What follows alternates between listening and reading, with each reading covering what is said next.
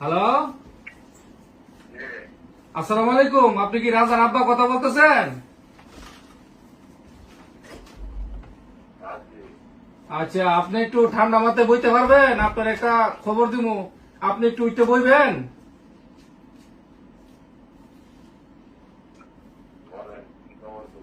আপনি সুস্থ আছেন? খবরটা দিলে সহ্য করতে পারবেন?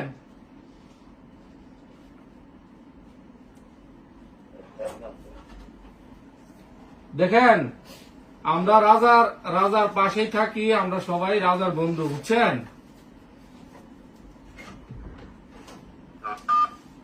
আপনি আমার কথাটা ঠান্ডা মাথায় শুনতে পারবেন?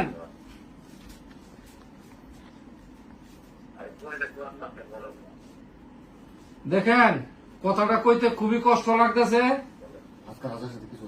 আর রাজার সাথে কি আজকে আপনাদের কোনো কিছু ঝগড়াঝাটি হয়েছে, ঝামেলা হয়েছে রাজার সাথে?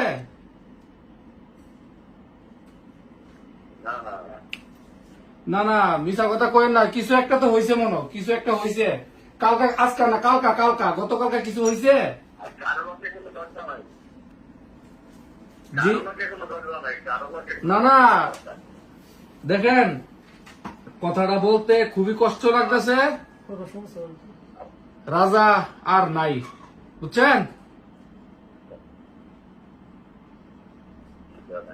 রাজা আর নাই। রাজা রাজা গামছা দিয়া নিজের গলায় লাগাইয়া শেষ, চলে গেছে, বুঝছেন? রাজা মারা গেছে, নিজের জীবন নিজে দালাইছে, বুঝছেন নি?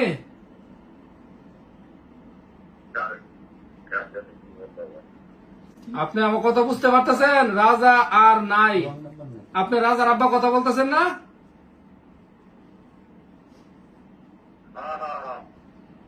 আচ্ছা, এখন আর রাজা, এখন জি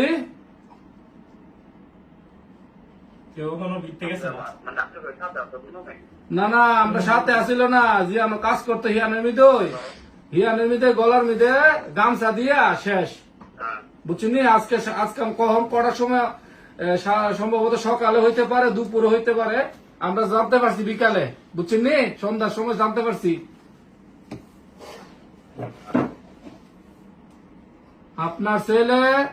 আপনার ছেলে বিদেশের মিদে মারা গেছে, এখন বুঝতে পারছেন?